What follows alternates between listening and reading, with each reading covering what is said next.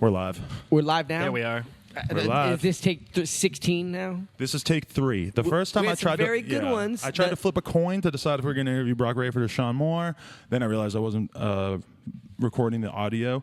And then we started to talk about if Broc had ever been attacked by a bull. And then I realized I was not recording the audio. So this is the third attempt at So we're filming recording this. the audio. So have you ever been attacked by a bull, Broc? I have not been attacked by a bull. I've never really been to Spain either, but I would love to go and visit. It seems like a good time. Would you run with the bulls? I think I would. It looks pretty fun. really? I don't think Okay. I would get tripped up, though. I mean, we definitely just watched a guy slip up, and he got pretty messed up. Well, by you the got to bull. keep in mind that these are the daredevils. These are the guys who are like really getting in the shit. And half of these Yeah. are also bullfighters, which is Yeah. even more extreme. Actually, a lot of these guys are just drunk Spanish guys, like Right. these, and they This just could be let the Vicente. bull- exactly. They let the could bulls, or they very well look, be look at this Vicente. guy. Oh. It's not good. It's His Yeah. grundle is in a state of disarray. Wow. I like this because in this video, the bull actually does lines like where they like go up ledges and stuff. Yeah, he just did some CrossFit and just jumped up on top of that box, which No, was they like do taller riding than tricks his own too. head. They'll go down like jump gaps and jump stair sets and stuff. These bulls, they're street as hell. Who do you think would, if we had been flipping the coin for who was going to fight a bull, would you rather Sean Moore or Broc Raiford take on the bull? Who do you think would be a better bullfighter? Ooh, that's a good question. I've been They're thinking both about very this for agile. years. They're both very agile. Yeah, they both have a lot of like muscular density. They both seem like you guys would be like good like bodybuilders or something too as well, I think. On Twitter today, because Twitter is a great way to get questions for TCU TV, and today I actually posted on Twitter. I said, "Hey, we're interviewing you two guys, two of the very first minority pro BMX riders. Who's got questions?" So we're gonna have some very good questions. And for in them. what way is Broc Raiford a minority? Well, he's from Louisiana. In that way, you're from Ohio. That's also a minority. Louisiana is a little bit different. Let's talk You're about using that Louisiana term slightly I different love than most people Louisiana. use it. Also racist. It's And not also, really racist, as long as I we're don't calling think. people out for being racist, I want to call it Broc because he said, "Oh, I've never been bullfighting. I've never been to Spain." That seems xenophobic or racist or something because there's probably bullfighting that takes place Colombia, everywhere. all over South America. They Down do the it street in Harlem. Compton. They do it in Harlem too. They definitely bullfight. I was not aware. So That's messed up, Broc. As far as that goes, I was not aware that bullfighting was such a worldwide sport. I if you don't will. know. I don't know that it is. As far as I know, it may It only is. take place no, in Spain. No, it is. Where else? It's in South America. They do it in Colombia. They do it in a lot of different places. That's where it originated. Right. Learn something new every day, I guess. That's Or, very I guess it important. originated in Spain and then it came the other All way. right. But more importantly, And then it came to Harlem. I brought some gifts for you. Okay. Have you ever had Stroop waffles? I have never had stroopwafels. I just want to ever. say a big thank you to the homies in waffles. Spain, or I'm sorry, in the Netherlands. I've had these. Stuart Gibson at Cloud9 BMX. He's a very good human.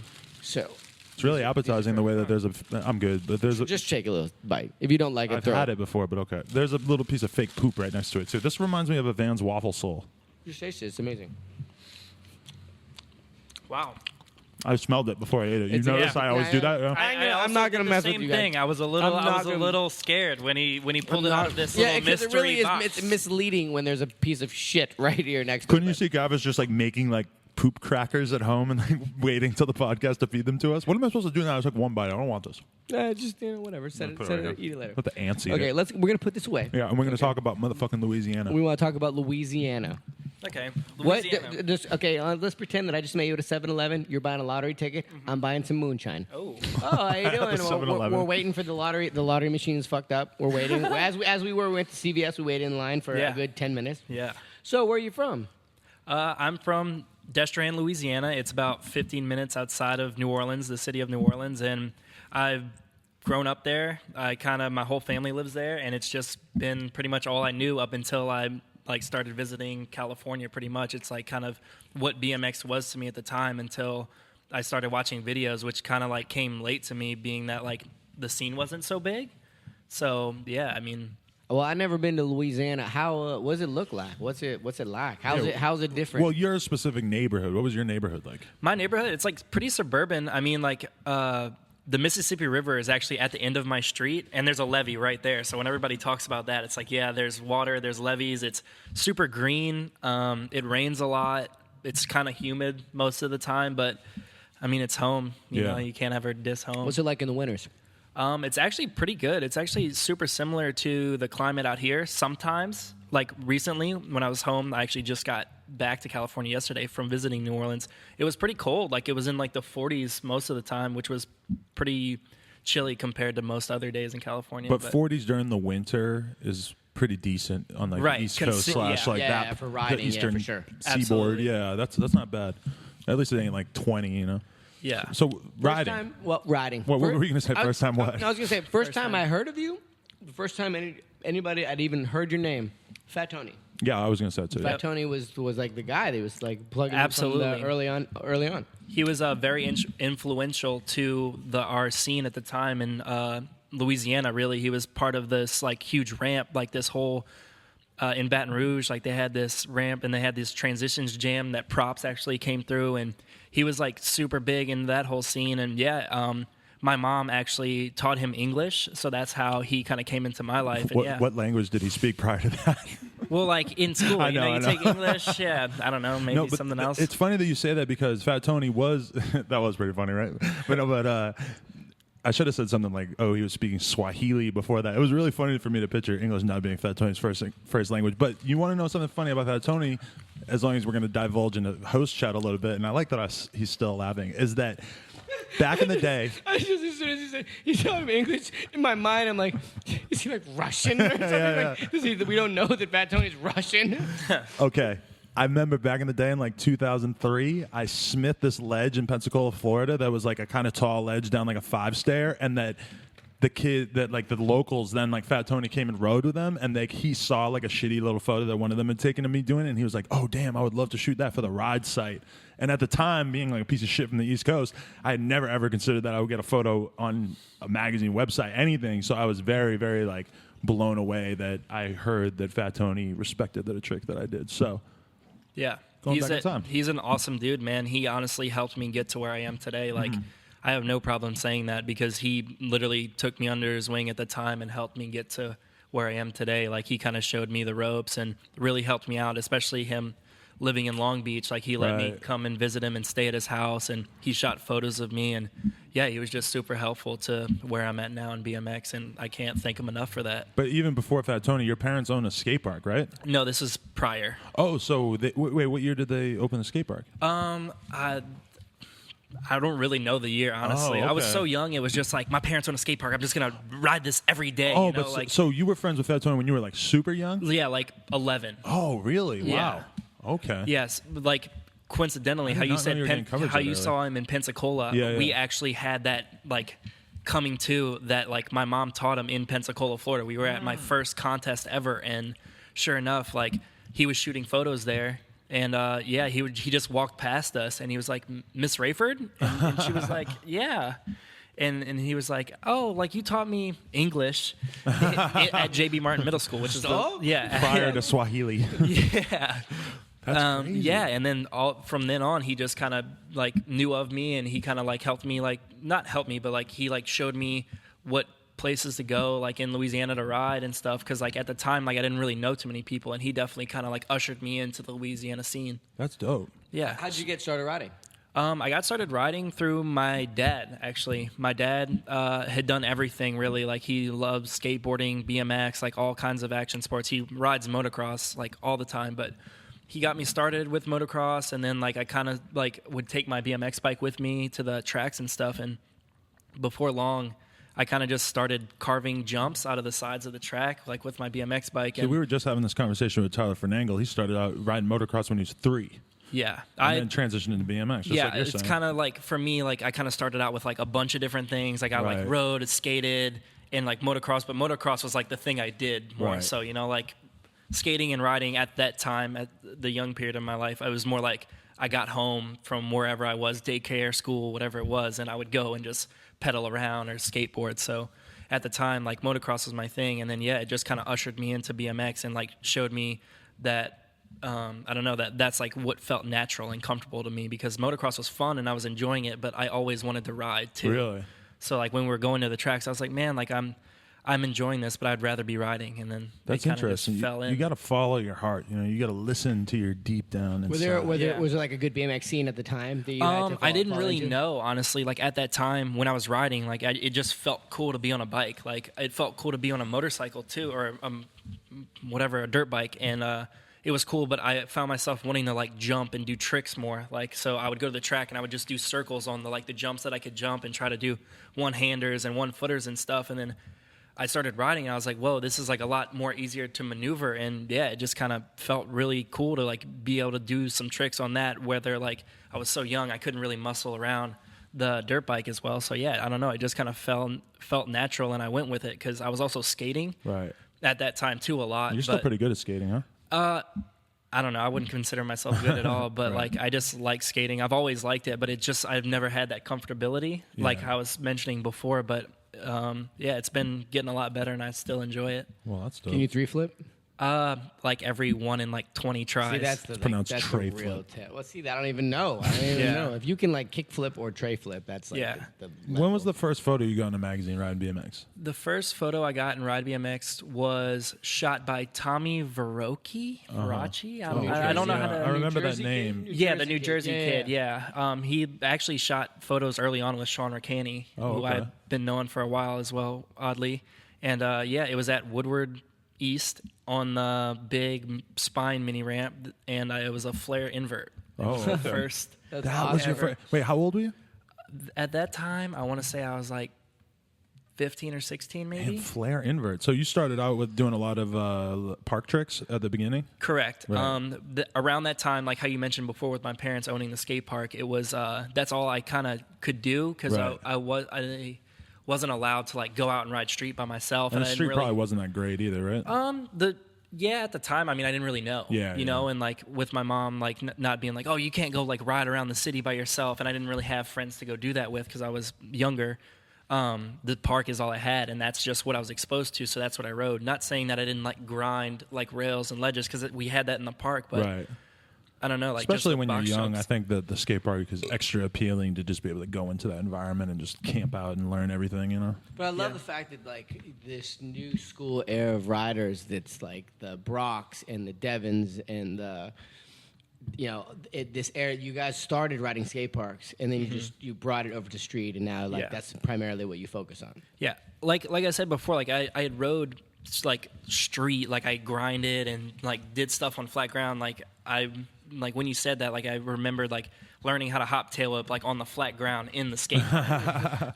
So that's that's funny. But yeah, I don't know, like I just kind of really at the time like doing box jump tricks and like riding quarters and all that stuff was like really appealing to me, and I still love it to this day. But when I had always like kind of like wanted to ride street, like because I didn't know like what it was like, and then the more I was able to do it, the more I kind of fell in love with that. Wait, why did your parents open a skate park? It was actually going to close down. Oh, it was somebody else owned it. Right. Okay. It had gone through 2 owners that we knew of before we owned it, and it's actually owned by someone else now. Really? Wow. Yeah, but it was going to close down for good because the dude just I don't know if it was like if he was going under or if he just didn't want to mess with it anymore, but yeah, he was just kind of talking about it. My dad was like, shit, man, like I've always wanted to like own a skate park because he loves BMX and skating just as much as I do. And he was just like, yeah, let's do it. And then sure enough, like he came to me probably a week later and was just like, we bought the park. Really? How old were you? At that time, I want to say I was probably like 15 or 16. That had to be awesome, being 15. Yeah, that must have been crazy, you had your own skate park. Wait, so your dad told you after he bought it? Like I knew that it was going on, but it happened so quick that like when it happened, I was just like, "Whoa!" Like, what was the name of the skate park? At the time when we owned it, it was called Rampage Ramp Park. I remember this. Yeah, I remember that name because it was in Road Falls, right? No, there's a couple Rampage. No, that was a Rampage in Iowa. That was no, I remember that one. Yeah, but for some reason I thought I remember Rampage is a very popular name for skate parks. Yeah, what is that? Ours was like and MMA fighters because we knew about like the Rampage, like, but ours like I guess like when my dad named it, he wanted to like. I guess go off of like the ramp age, like the age of the ramps. I don't know. It was ramp age. We thought it was okay, I get it. Yeah, not like rampage, rampage, like rampage through the town, beating everybody up. Yeah, like Godzilla. Yeah. Damn, that's cool. I see that, what's the best box jump trick you ever did in your whole life? Man, I I once did a a front flip tuck no hander over a resi, but that's resi. If you're talking about like straight up box jump, I did a 360 double whip. Oh, that's I was going to probably say 3 double whip. yeah. You look like a 3 double whip guy. Oh, yeah. You got to throw it twice at some point, right? Yeah. Yeah. Yeah. Like, I feel like right around that point, like when I started, coincidentally, like when I like was doing that trick was kind of like when I just was kind of like making the decision that maybe park riding like wasn't like what I wanted to like keep pursuing. Right. You know, like I said before, I still love it and it's so fun to do. But like at that time is like when park riding was really popping off with like flip whips and flip bars and that stuff. Yeah, like the super like gnarly tricks. And I didn't have exposure. Like I would go to Woodward, but I didn't have anywhere to like kind of learn those tricks. So it was kind of like I was like, yeah, I can 3-whip the box, but there was a ceiling in our park that was low. So if I wanted to learn that tricks or try to learn them on the box jump, I would like hit the ceiling. So I feel like park riding now is about doing all those tricks, but then landing in a foot jam. I feel like that was almost like a phase phase almost. I don't know. No, well, okay, but when I'm talking about Kevin Peraza's new video. We can talk about Kevin Peraza's new video. There's a lot of new videos we could talk about that came out but today. I just want to say that's the craziest park video I've seen in a minute. Yeah, Kevin went hard. I'm going to have to apologize to Kevin because Kevin is one of my good friends, but I have not seen it yet today. It came out like 5 hours ago, so it's totally excusable. Okay. But all right, awesome. all I need to say is I've heard that he it's does a absolutely- G-turn to switch whip. It's insane. He Over so like absurd. a box, He basically. does that wall ride to whip. The video doesn't do it justice. It's so big. Yeah. Congrats to Kevin, man. You killed it, Kevin. I can't even explain to you guys how good I think Kevin is and how awesome of a person And he was an awesome is. dude. I would say that as well. He's a good human being. Good guy. Who do you like to watch ride? Honestly, I love watching like dudes like Matt Cordova ride and Nathan Sykes. Oh, okay. So you still appreciate the flowy big air guys. Absolutely. Okay. Just because of like how effortless they make bike riding look on like huge jumps. I enjoy riding everyone's riding. I feel like nowadays like style is such like a key thing that everyone has like a really unique one. Simone, I like Devin's riding a lot. Like his last video was really sick. Yeah. Fire.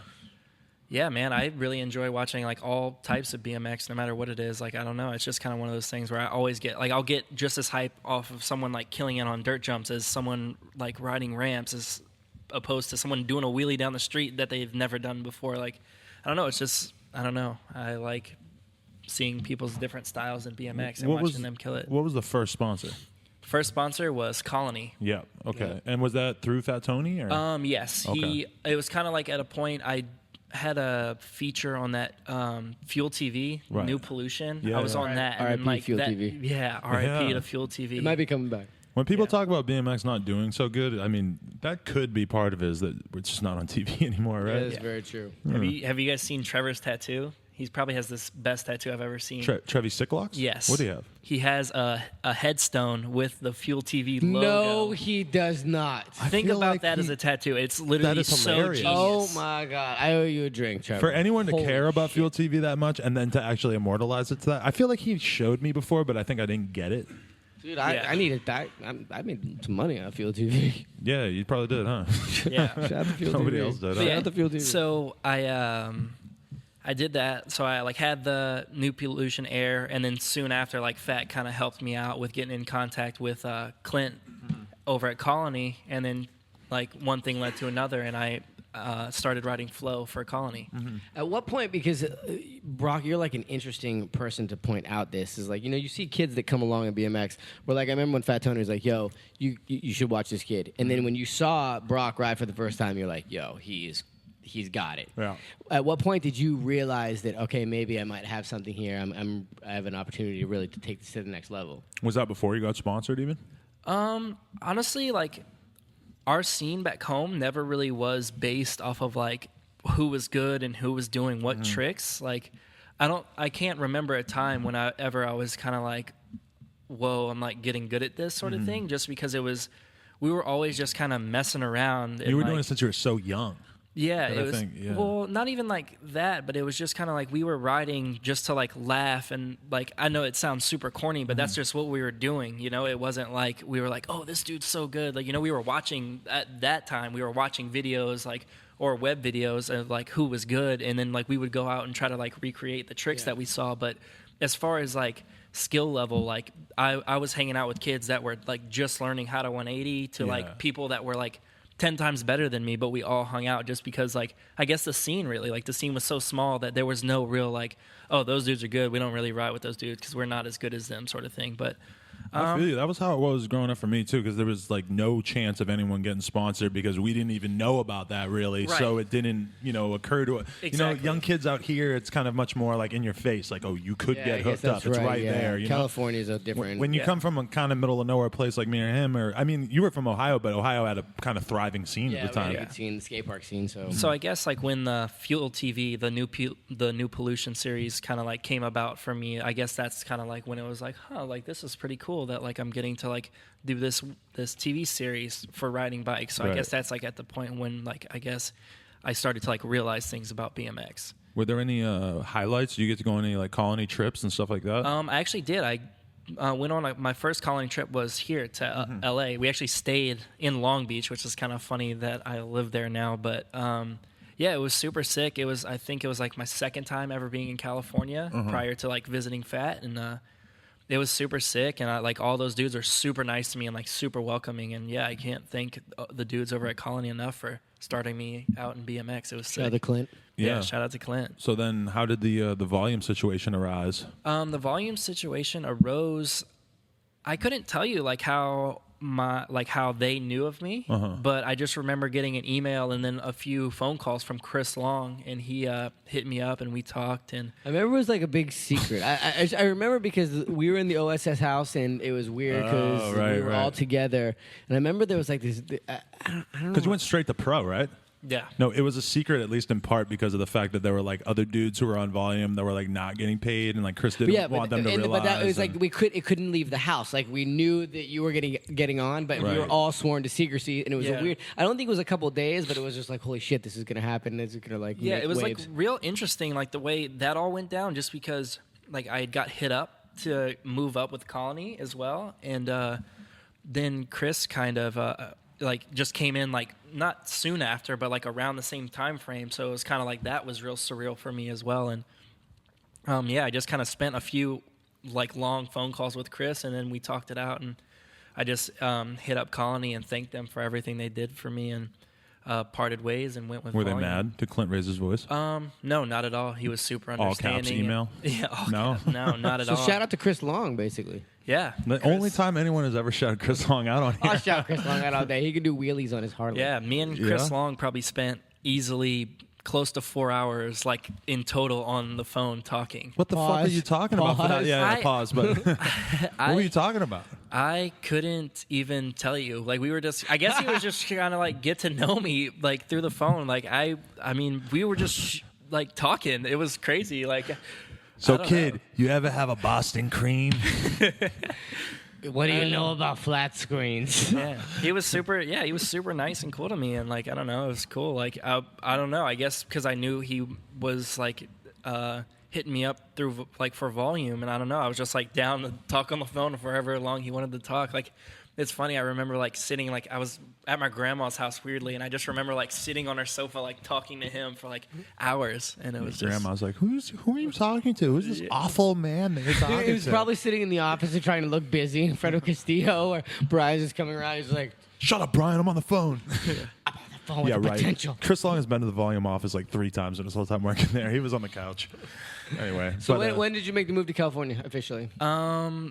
I think we're rolling around 3 years now, like or just about. I moved here originally to Huntington Beach, California, and I lived with Brandon Means and Devin Smiley, and they honestly hooked it up so much with me coming out here because I was looking for a spot and I didn't know what to do, how to go about it, and sure enough, like I don't know if it was Brandon or Devin, but one of them hit me up and was like, yo, we have a room opening. Like, if you wanna jump on it, like now's the time. You know, it would be awesome to have another rider in the house because I think they were living with a girl, I believe. And I was like, yeah, I like can't go this second. So, but I was like, I'm interested. So I just started paying rent on the spot without me living there for like a few months, and then that's just kind of how it came about, because like I was kind of just like playing around with the idea at the time, like, yeah, I could move to California, and my dad was like, you should do it, like go for it. And then I was just kind of like, yeah, I'll do it. And then them hitting me up kind of really like made me jump on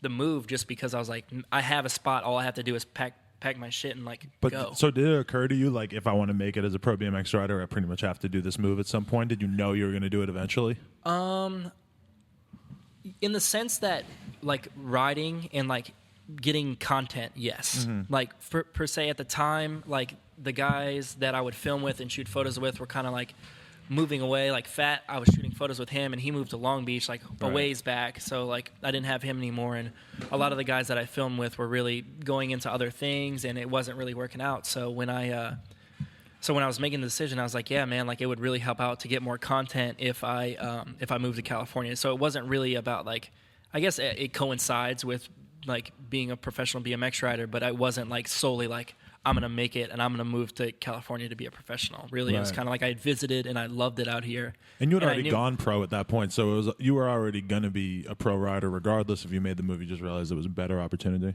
Correct. Yeah. Like and you put that very well. Like I think it was just the correct opportunity for me at the time, because like now I have friends in Louisiana that film and shoot photos, and like if I were to move back or still be living there, I could produce the same amount of content there as I would be able to do here. Right. Sorta. I mean, obviously the weather's different, but.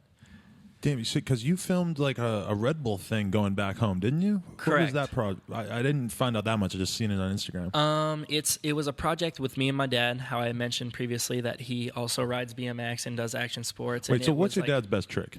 My dad's best trick is probably like a air table. Well, that's a good trick for both of us. It's better than both of us. Yeah. How old is he? 40 something? Yeah, 50 he's something? like 40. He's like 100. I don't know. I'm kidding. He's 300. Easy. 40s is like the new 20s. Yeah, he's like, what's his name? I want to say he's like 46. His name is Ryan Raiford. Ryan Raiford. Shout out to Big Ryan. You could be his dad. Just I'm sure I would hang out. What are you with right now? 23, 22? Me? 21. 21. Shit, Jesus Christ. We both could be his dad. Because you know what it is that for me, I feel like I'm getting older faster. So then whenever I find out how old my younger friends are, it seems like they're getting older slower than I am. You lost me at Friends. Yeah. I think I want to say he's 46. His dad is slick. He's got the accent, like the hardcore Louisiana accent. Like a drawl? Yeah. A little bit. He sounds like Foghorn Leghorn a little bit. Give us your the viewers there. I can't what even a good Louisiana. Because it's like, I can't even. You can't ask him to ridicule his own father. I'm not asking him to ridicule his own father. I'm asking to give us a little Louisiana. Because in Louisiana, for the people that don't know, it's a different fucking world down there. They talk Creole. Those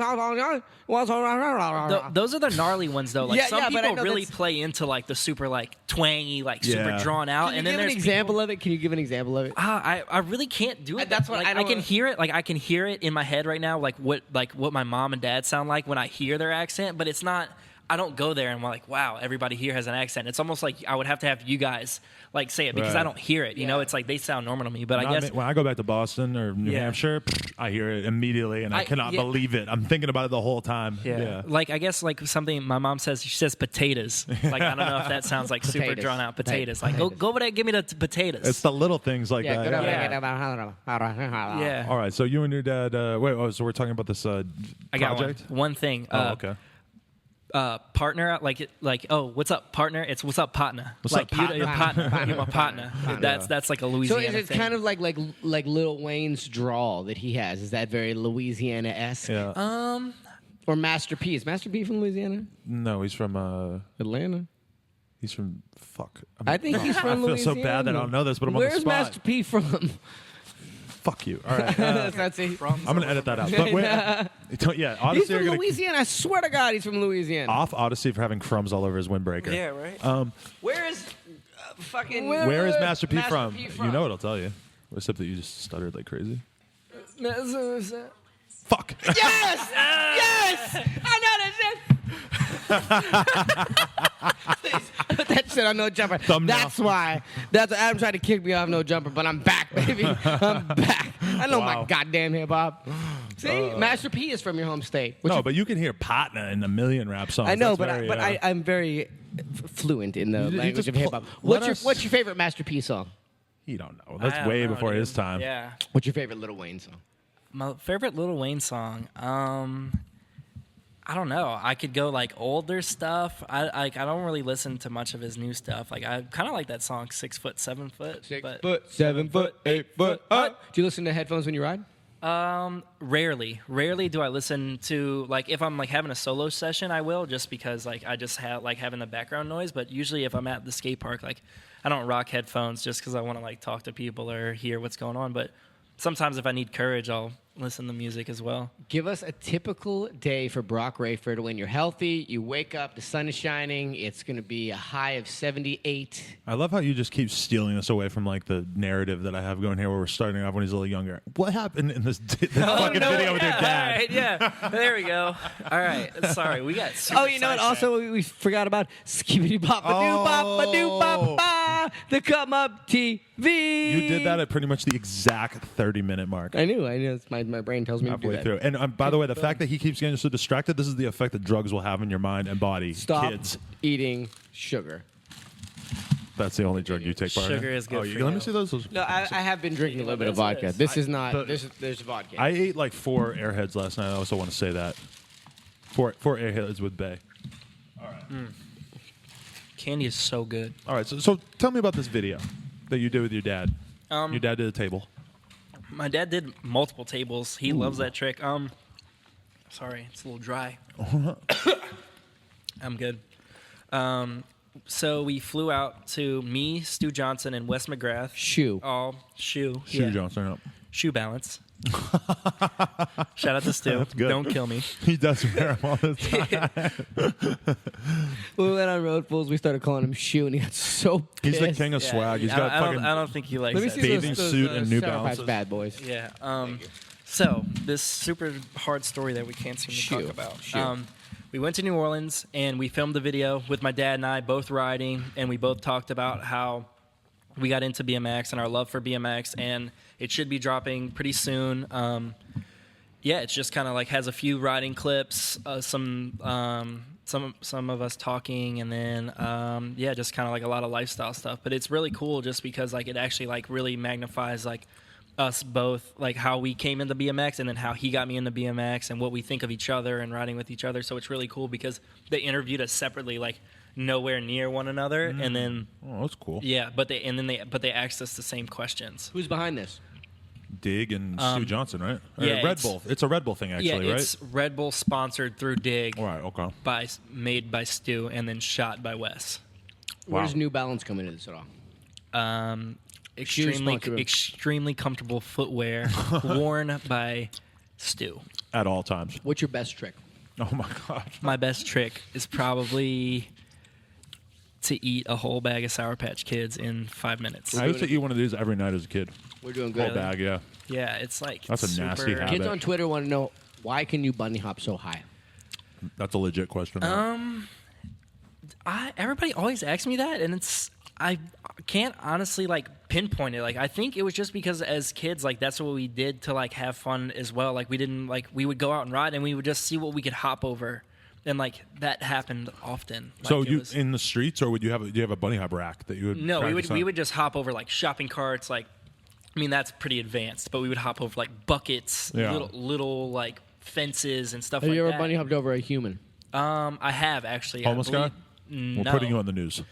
Yeah. Well, was it during like a demo? Was it like a principal or something? No, it was actually at Woodward East again, and I was shooting. I want to say Jeff Brockmeyer shot it, who's like a local photographer Shout there. out to Jeff. Yeah, and he shot a photo of me just hopping over this like younger little BMX rider kid that hung out with me the whole time, and he was just kind of leaned over on his bike, and I like hopped straight over. When him. did you start to realize that you were good at bunny hopping, though, that you had a above average hop? I guess Texas Toast. Oh, is that the first one you won? I believe so. Yeah, I Have believe you, that was have the you ever first time. used your bunny hopping skills to get out of a scary Can situation? you let him answer a fucking question before you have to ask the stupidest thing? Grilling ever? him, I'm grilling You keep him. doing this over and over. Grilling him. It's like a fucking BMX union interview. Just fucking bing, bing, bing, bing, bing. Look. He has a Sour Patch Kid on top of his microphone. You fucking scumbag. They can see it. They can see it. They might not. It's very far away. I just want to know about the technique. Which and one the am I fucking- answering? The I would say this one stick or with that one? mine. Like when you What let's did go back you to ask Texas again? Toast. Because I like went off on this crazy Is thought that process. Because you probably beat a bunch of people who are super good at that Texas Toast, right? Is that when you sort of realize, like, damn, I can bunny out pretty damn high. I think that was the first time that it was actually like gauged, you know, like that it was actually like you can bunny hop this high. Yeah. I don't know, like that. I was super stoked to like be at that Texas Toast because I was like right when I got on Odyssey, and I like wrote in everything, like the Gauntlet of Death, the Dirt, the bunny hop contest, and I don't know, like you had to wear this like yarn beard thing, and For the bunny hop contest? yeah, I think it was like a failure like beard contest because the beard owns failure. Correct? I'm sorry. Used to. That's a very Used to. well thought out marketing plan right there. I don't know. Yeah, and Wait, who owns failure now? Oh, they sold it to Hyper. Yeah. Yeah, okay, never mind. They'll be like Adam have sponsoring like an OSS fake neck bunny hop challenge. You have to do a where you bunny have to hop put with a fake neck tattoo? on. I could totally see that, yeah. yeah, and so I just entered that, and I guess it just kind of came about that way, and like I had shot that photo, and I don't know, I guess that's when I like realized I could bunny hop high. Have you ever trained for a bunny hop contest? You ever like practice? Sometimes like I'll be like, man, I haven't bunny hopped in a really long time, and I'll go like hop over a bunch of stuff just to like make sure I can. What's the biggest thing you've ever bunny hopped over? Yeah, on the streets or anything stand out? Biggest thing I've ever bunny hopped over? Or up? It's honestly, I couldn't like name one specific thing, but it's really easier. It's way easier to hop up onto something than it is over something. I feel like, because like when it's like a high loading dock, you can like lean up into it, but. I don't know. I don't have anything specific that I've like hopped over high. Maybe Back to my original question: have you ever used your bunny hopping skills to elude the police? I would have to say yeah. I mean, I feel like everybody's been in that situation where you're like trying to run from a security guard, or I don't think I've ever like ran from like the actual police because they'll obviously chase you for like a really long time. But they like don't give up easy. If it's a security guard and they're like in like a golf cart or something and they're trying to chase you, like. Hop up like a set of 3 or 4 stairs and you're gone. See, I kind of you feel can like, just sit up there and laugh at them because they're not going to come up there. I feel like I've kind of failed as a BMX rider because if I were in a high-speed police chase and you go down a 10 stair, I'm not jumping down the 10 stair. I'm jumping off and I'm walking down. I'm riding down it at least. If I have to hop over a fence, nope, not happening. I'm not bunny hopping that. I'm going to fucking jump and hurl my bike and run after it. Fuck the cops. I just want to say that. I mean, because that really, if you think about what we're learning to do in BMX, it's kind of like you go and learn karate. But you never have to fight anybody. But it's like we learn how to fucking, in theory, when you learn how to do karate, then you go get in a fight and it helps you. In BMX, you're really learning to run from the police or run from a gang. Especially with bunny hopping. If you can learn how to bunny hop 6 inches, that is night and day when you're in the streets. Because you can. It's a curb. Like, you can just jump up the curb it. and you're out. You know, some people might not be able to do that. Even if someone's chasing you on another bike. Like, I've seen people plow curbs because they can't bunny hop high enough and just... I think when I was like 13, when I realized that I really had to learn to bunny hop was because like I would go out riding and like my friends would all bunny hop up this curb and I didn't know how yet, and I would just lift my front wheel onto it and then my back tire just and got a really bad flood. You know what else is a super cool secret is free coasters, because a lot of people in today's like who know how to ride bikes don't really think about the slack. So I think it's always funny because I imagine someone like trying to like steal a bike with a free coaster and going to like give that first hard crank and then like done.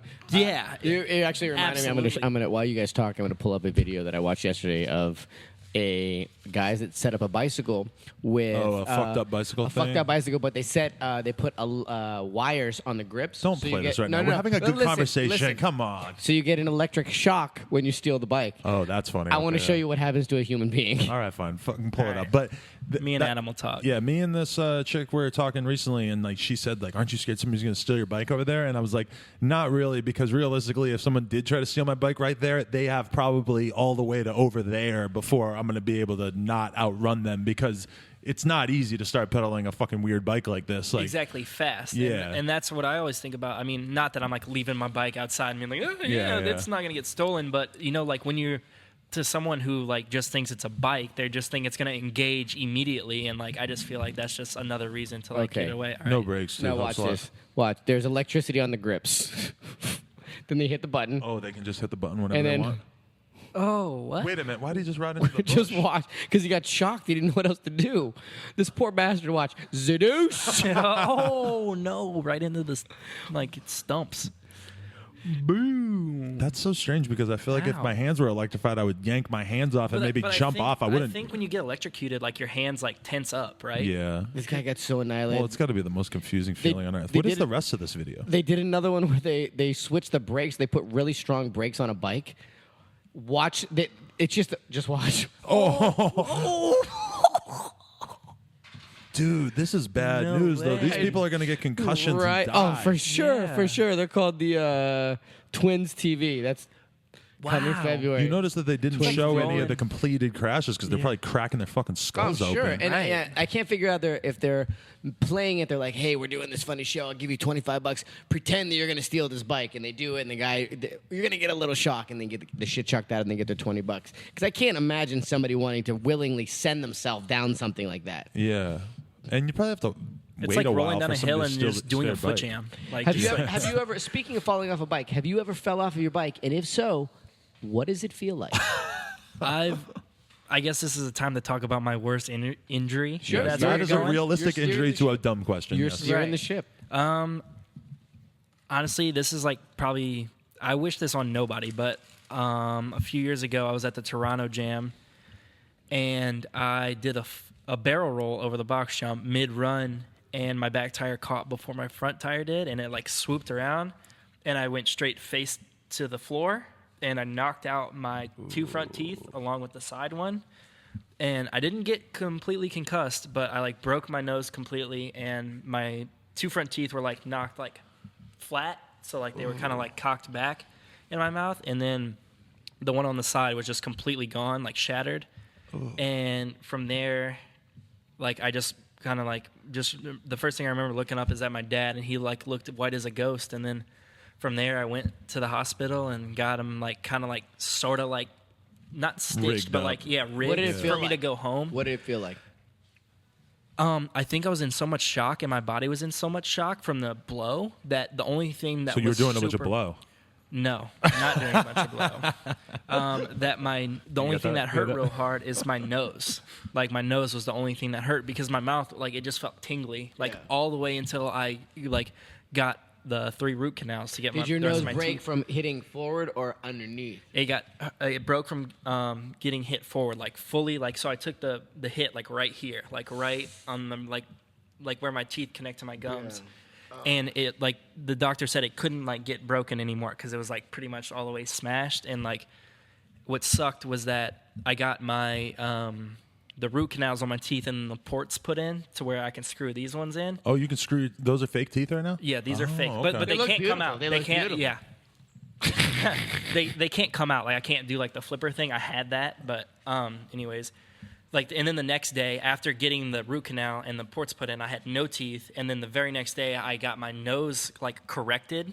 So, and I had to like I basically had like 2 like like when you eat ice cream and gives you that little wooden spoon. Yeah. Picture 2 of those like right here, and then like packed with gauze, and like I was like fully donezo. So you're for a probably in little while. intense pain for a couple weeks there, huh? Yeah, that was probably when I experienced the most of the pain. Like, not really like when the actual injury happened, just because I think my body was in so much shock. Dude, But that yeah, is that's brutal. probably my number 1 worst injury, to be honest. And I'm so thankful I've never broke my teeth out. yeah, man, I don't like honestly like it took 3 years to get like actual teeth back in my face, pretty much. Really? Yeah, the process is just super long because you have to let the ports heal before you can do anything to them. So I was wearing. I didn't even know there was a port in your tooth. No, I didn't know until Well, now either. it- Well, I understand how yeah. a root canal works because I just got one. Actually, I just a temporary cap I have on top of my root canal. Oh yeah, you have like one huge tooth. That's it. It's like a It's big. like a it's huge like- tooth. let me see that thing. Look at it. It's like ginormous tooth. Good God, it looks like a shopping It mall. looks like a cartoon tooth that's around a bunch of real teeth. Adam 20 tooth. No, but they're putting a thing that makes Adam it look more 20 real. teeth. Adam 20 tooth. You want to know something funny? You know how DeMarcus in his volume interview thing that came out the other day, he said like, "Yo, Mike, you want to hear a joke? What time is it when you need to go to the dentist?" And Mike's like, Dad "What?" jokes. He's like, "Tooth hurty." Yeah. Well, that really struck a chord with me because my mom always talks about how when I was like 3 or 4 years old, that was my first joke. I like ran up That's to her. actually a Brian told it- Kaczynski joke. I think he It's a invented total that joke. Kaczynski He joke. Yeah, you're invented right. that joke. That is the kind of joke he would definitely come up with. But I thought it was pretty cool that DeMarcus Paul, as a grown man in his late 20s, was just now finding out about my first ever joke. No offense to DeMarcus. I just wanted to say that. Sometimes people grow up differently. I was an You know early any adopter jokes? on that joke. You know any jokes? Yeah, do you have a favorite joke that comes to mind? Not on the spot. That's kinda putting you on the honestly. spot, yeah. You know any good knock jokes? I think about like the orange. You super- glad yeah, that's the orange. You first glad one I that came didn't to say mind too, banana. yeah. That one. Well, we- Oh, I got one. Oh, right. here we go. Knock knock. Who's there? Interrupting cow. Interrupt. Moo. You didn't know that one? I don't want to act like I'm being like condescending to DeMarcus because I had the same joke as him like 25 years in advance. I think it would be more condescending to DeMarcus as how you did an impersonation of him. Well, he does. He has like a really, really deep voice. I never like had heard him talk that much until I watched that low volume interview. This is the point in the podcast where everybody goes back and listens to how you impersonated him, and they say, "All right, Catfish was right. That was some fun." Adam is a racist. Okay, yeah. It all comes back to this. I have a video. joke for you. What's brown and sticky? See, I know this one. No idea. A stick. Oh, wow. Sticky. Get it? Sticky. That's a good one. No, I know. This is my joke that always comes to mind when people say, like, "Do you know a joke?" Okay, why did the prostitute go to church? Why? Because she heard there was a guy hung like this in there. Oh my God. Hung like this. Wow. What if it was a Buddhist church? Oh no! Clearly, we're talking about a Christian church. This joke, you really need to kind of be an American in order to get this joke. Yeah, I am clearly. If you lived in a lacking. Buddhist temple, I then this am joke totally is not going. But they don't call it a away. church either. What do you call it? Temple. Okay, so let's talk about They call it Sour No, Patch you Kids. want to know when I first really started to be like, "Oh, Broc Raiford is sick." Is the Hunt, the that's Hunt right. 2, right? Or was it the Hunt 1? Dose. Those. Two. Okay, so who filmed that part of you, and what was that whole process like? That was when you were still in Colony, right? I think. Volume. Oh, you were on. That was like, brand just got new. on Volume. Okay. 1 second. I'm enjoying this Sour Good, Patch right? Kids. It's delicious. Totally understandable. Brock Gomez filmed that. Lots of Brocs out there. Yeah, he's got the K, B-R-O-C-K. Oh, okay. He filmed that. I want to say that was like the first project we kind of worked together. He was also part of the crew that Fat Tony was associated with in Baton Rouge with the ramp. Like the What's jam the was name of called, the ramp place? It was called Transitions. Transitions, yeah. I forget the name of the ramp. I don't know why I'm spacing on it. Buck They were all Nutties? no, No, not not Buck Buck Nutties. That's not. Nutties. They were all part of like Louisiana BMX, which is Right. like their crew. Yeah, That shout like out to- I shout out to all those idolize. guys. Yeah, shout out to all the Louisiana Because that BMX was Fat crew Tony's and- website that basically got him the job with Ride as well as Louisiana BMX. Bingo. And which is interesting because Fudgers was San Diego BMX. This was the era of the blog when you started a blog and then you got a job in a magazine. Wow. I started a blog and I got fired. To blog. I almost You got almost hired by. I almost got hired by a magazine and then I stole somebody's bike and I got fired. Oh, right, yeah. Well, So- different story. But go ahead. I filmed that with him, and like it was kind of. I want to say it was our first project we really worked on together. Might have been like the second, but it was super awesome. We just I got hit up by Justin Cosman to do it, and he was like, "Yeah, you guys should like throw in an entry. Like it would be great to have you guys be a part of it." And we were like, "Yeah, man. Like we got the summer. We can stack for this." It was actually in between 2 trips, so it was kind of like I was a little pressed for time, but we ended up getting it done, and I was super stoked with the whole outcome of it. And we actually flew out for the premiere and everything. Yeah. It was just super cool to be a part of something like that. What place did you get? I want to say it was like, I don't want to give the wrong place. I'm going to go like 6th or 8th or something. Okay, 6, so 7, it's- 8, right, something somewhere like around that. there. Yeah. That's pretty cool. Where's the premiere? On Long It was in Beach, on Long the Beach. 4th Street spot, Yep. right? Yeah. The what the that's That's right, the little yeah. theater near the Pike. yeah. That's What's right. it called? That's right. That's where we did the Ruin Your Old Summer premiere. It cost us Yes. $400.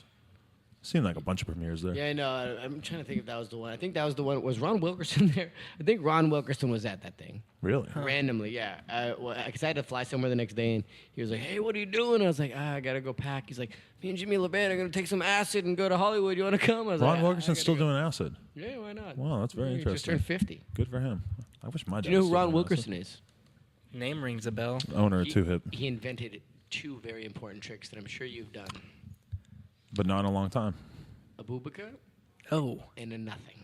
wow. I Have you thought ever- he invented the Fufanu too. I thought you were going to say both of I those. think Bob Harrow invented the foo. You probably haven't done a nothing in a long time either. Not too long ago, actually. Like I do them sometimes, like fly out just to mess around Adam with. has never done nothing. No, that is definitely true. Yeah. I feel like Adam does a lot of nothing. He does a lot of nothing. Do you think Adam could 180 a 5-foot street spine? Be honest. I'm just gonna Be opt honest. out. You've I feel been like, riding yeah. with. You've been riding with him. You know what his skill level is. He's very good. Thank you, Brock. Thank Adam you. Adam one time did a Predator crook. No offense, I but think I invented that. blown me away. Sorry, I did you crook did that, over and I crook was like, 180. whoa, Adam can He Predator did do crook. crook over crook 180. That's I think I don't know if I can say I invented it, but I never saw anybody do it before me, and that's probably the last thing that I'll ever contribute to the BMX trick world because Brandon Began, Alex Donahue super good at him, Dakota and Ty Morrow. I think I've seen all of them do it. The Predator Crook? Yeah. Yeah. I invented a grind too, so I don't know. No. You invented The grandpa trick grind. The grandpa last grind. night, right? I did. I invented a trick last night. What's that? It's called the Incredible. Ride up a bank, fake. You've seen me try it a million times. You ride up a bank, and as you're getting ready to go fake, you jump 180 and catch your bars backwards, so your bars are behind you, and then you come fakey. The bike is coming fakey, but you're facing forward, and then you smoothie out. Pulled the first one ever yesterday. It's called the Incredible. Be on the lookout really soon this summer. How Really to. important information that I'm sure the Broc Raiford fans out there really care about is your stupid ass fake tricks. Brock, what questions do you think your fans have that you would like to answer? Wow. I don't know. Did you post asking for questions? Because I could have done this on the come up, but I forgot. I was doing a photo shoot right before I came here. I just want to throw that out there. What I'm time hot. is it? I'm sure we could maybe get some questions right now. 10:52. How much time? Is there like allotted time? We for have this thing? 40 minutes left. Oh, wow. Okay. We got So a that's decent not. amount We of do time. have a decent Here's a good one. chunk. Why did you leave Etnies for Vans? Man, that's a rough one. Yeah, just hit me up. I'm just yeah. giving you what the people ask. Give me a second. Let me think about this. With that, I was getting hooked up by etnies. Like, they were just sending me shoes for a while, and Pova was super cool to me and super awesome and sent me shoes. But since I was a little kid, it had always been a like super big dream of mine to be a part of Vans. Like, I had worn Vans since I was a little kid. Like how we talked about riding and motocross and all that stuff. Like, I was wearing Vans, and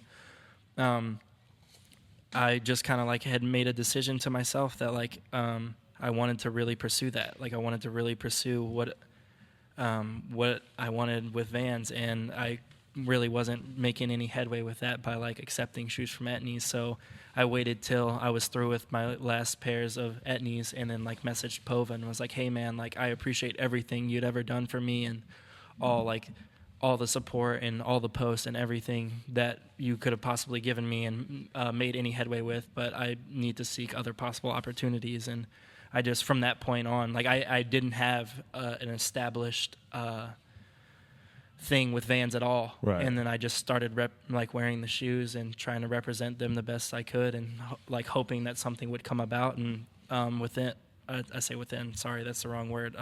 Like the week before Christmas, I actually, Jerry got a hold of me, and I ended up started getting like a few like hookups from Vans. Nice. So That's dope. yeah, that's the I'm hard super thing stoked. that's one hard thing about BMX, especially as a rider on the come up, where people recognize your talent, you get put on, and then even though it's a homie hookup, you have to be able to be in that position where you're like, okay, I have to, do what's best for me. And that had to be hard for you because that's two big companies you're jumping from. Well, exactly. And like, I talked to a lot of people about it, and like, at the end of the day, it was like a crazy move. But for me, like I said, like, I appreciated everything etnies had done for me and sending me shoes and hooking me up. But I would feel bad if things were to move forward with etnies and me still thinking in my head that I would really like to be a part of something else. And to me, it wasn't really, I didn't feel right doing that to like be representing etnies and thinking about being on something else. Shoe sponsor game is rough in BMX these days. It is. Yeah, it's not. We need to start our own shoe plentiful. company. Yeah. What would you call Shoe it? balance. We already talked about this. Yeah. Shoe balance. That's right. Let's just take dead cats and make them shoes. No dead cats. Well, they're already dead. Oh, It's not, we're not killing them. There's nothing to be remorseful there. There's no shortage of dead cats. Oh, let's see what he's got on. We got some tattoos going on here. Let's talk about your art for a little bit. No, but see, this is he swapped it out. He had the Odyssey jacket, and now he's got the Volume T-shirt, so you get both logos in there. I see, and This he's is got smart. sweating. Yeah. Are these all your own designs? These are not my own designs. By the way, this is how he knows how to bunny up. Look how big his fucking forearms are. Let me see your bunny hop muscle. Jesus Christ, those things are big, dude. Pause. Pause. You could really jerk a guy off with those things. Pause. Okay. Talk a little bit about your art. As long as I've known you, you've been into art. I think that's awesome. Yeah, it's man, I could go on about art. Let's talk about it. Since I was young, I think I got into talented art at the 4th grade. I started just taking the like advanced art classes, and I just always loved drawing and doodling. Like, when I was in class, I would just fill up my notebook with notes and just drawing pictures of the teacher or funny things. And that just kind of made its way through me having a love for art. And then I kind of just found my niche with like tattoo artwork and flash and stuff like that. And yeah, so these aren't really any of my designs. These are just designs I liked or like things that I kind of came up with. Like the only one I really designed is this one right here, and it's like a hand holding the shape of Louisiana. But you're into like traditional style tattoos. Has that always been your thing? It's kind of worked its way. That kind of came about because it's the way I draw. Like I draw with like super bold lines and like bright color. Like I'm not really good at like drawing portraits. Like if you told me to draw a portrait of Catfish, like it would look like a stick man. Well, it would look like a stick man. Well, it would look like something decrepit and I am a dying, stick man. It would look like something brown and man. sticky. You're disgusting. Are there, Horrible body. What are the parallels between your art and your writing? It's honestly cool because it's like as opposed to writing, like it's kind of really relaxed. The writing's obviously relaxing for me, but like it's strenuous on your body, right? Or whatever way you want to take it. But like sometimes will go out and write all day, and I'll just come home and kick it in my room and just paint or draw or whatever. It's honestly something that I just will do, like regardless of where I'm at. Like I'll be on a plane, I'll draw. If I'm like having a conversation, like I'm sure if I had a pen and paper right here, I'd be doodling on it during our conversation. It's just something I can't help but do. But you want to know how into tattoos he is? Is that we did a TCU trip a few years ago, Young and Retarded, and he had already broken his hand or wrist. Yeah, He had broke his wrist. Oh, but that's right. But he was still like Young hanging glass out. wrist. Yeah, still he was just hanging out. You know, at the last day, like he was gonna fly out the next day. But we're at the spot, and he's like, Adam, you think I got time to go and get tattooed by this dude? Like, even though he had a fucking broken wrist, he was like super like. Oh, I forgot about it was some that. dude. I forgot that happened. There was some tattoo artist that you were all hyped on. That, yeah. Well, he had like I guess he like had rode or something. Oh, okay. I'm not clear on it right now, but yeah, I think he like rode BMX or something. He was like, "Yo, come through the shop. Like, I'll hook you up with a piece." Oh, okay. And I was like, yeah, I'll do it. And I like hopped on. I don't think it was even my bike. I want to say it was like Jeff Westcott's bike. Really? Oh, Someone- wait, it yours was might have some- been broken or something? Yeah, I think Oh, mine was okay. either in the bag already or broken. And yeah, I like just hopped on someone's bike and pedaled over to this tattoo shop, got tattooed, and I want to say I either got picked up or pedaled to somewhere to get picked up. I think you pedaled all the way back to Malouf's house, and I think that the thing you were Yeah. worried about was that you had like 20% battery in your phone or something. Oh yeah, yeah. It was something like that. It was but something real weird like I mean, that, but I definitely hate getting made it happen. tattooed, and I feel like if Yeah. I had just broken my wrist, I would really not last want to get thing you wanna tattooed. get, Like, yeah. oh, you're in a ton of pain. Here's some more. Yeah, it's one of those things where it's like I feel like when I'm injured, it's the best time because like I don't really like Yeah. riding with a new tattoo. Yeah. Oh, you it know? sucks, Like, yeah. it's hard. Like it's definitely like it's in the back of your mind. Like oh, this is uncomfortable. This hurts or whatever. So like when I'm injured, it's like a lot easier to get tattooed because I'm already like chilling or doing something like that's not BMX. And It sucks to take a week off for something that you inflicted upon yourself. Exactly. But if you're hurt, then it's like a free card. You can, Yep. go get some stuff. What done, are your tattoo goals? Where do you see your tattoos? Ooh, yeah, in you trying to do 5 the whole years? body or what? Yeah, I would like to have a bodysuit, but I wouldn't really want to do my hands or my neck at all. But at the same time, I would maybe like do the side of my head or like probably my whole head, but like where my hair grows. And If you start to go bald, the head seems like a better prospect. yeah, And you're like, oh, I got to fucking put something here. There's no Yeah. hair growing. Yeah. Yeah. I'm gonna just tattoo hair. On I kind my- of like my legs have a few tattoos on my arms, my chest. Yeah, I would like to have a full body. Where's the suit. most painful tattoo? My elbow, Oh, which yeah, is that one weird. sucks, Which is yeah. weird because I have my chest done, which I've heard like That's a lot of bad, people. yeah. It's Yeah. it. Don't get me wrong, it hurts. All tattoos hurt. So if anyone ever tells you that tattooing, Why do people yeah, say that? I hate that. Yeah. Yeah, it's weird, but yeah, my elbow actually really hurt, and I have my other one done, but for some reason, my left one killed so bad. Really? I don't know if they were done by two different artists, but Well, there's heavy-handed artists and soft-handed that. artists. You know, Yeah. sometimes it's just a totally different It was thing. just Or really, the really fucking bad. artists that don't wipe wet. Where they Yes, like do the it dry and wipe. a dry wipe. Like, what's Yeah. wrong with you? Yeah. That wet is the wet is I'm the wet best. Is the best feeling in the I'm world. impressed. I'm It's the impressed best that you feeling in know, the that you world. know that. I'm really covered. I know what's impressed. up. Okay, but no matter how bad the wipe is, the fucking tattoo is the part that hurts the most. Dude, But the it's wipe- like adding after, injury yeah, to yeah. Yeah, insult, but see you that know? that's the nice thing about the wipe because you're just sitting there taking it like zzz, Yeah. then they stop and then as soon as they reach for something you're like fuck yeah, squirt squirt. Oh, the wipe.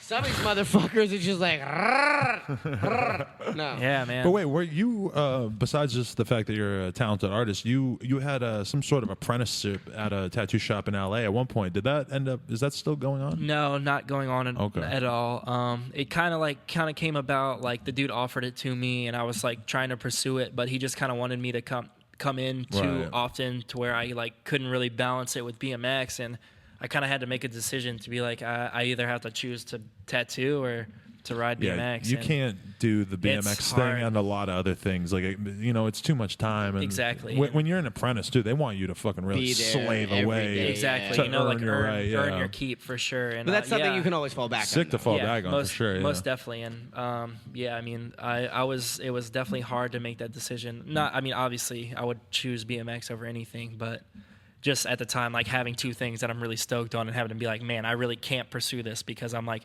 already doing this. Right. It's just like kind of one of those things where it's like, man, I wish I had this at a different time. Do you ever tattoo your homies and shit though?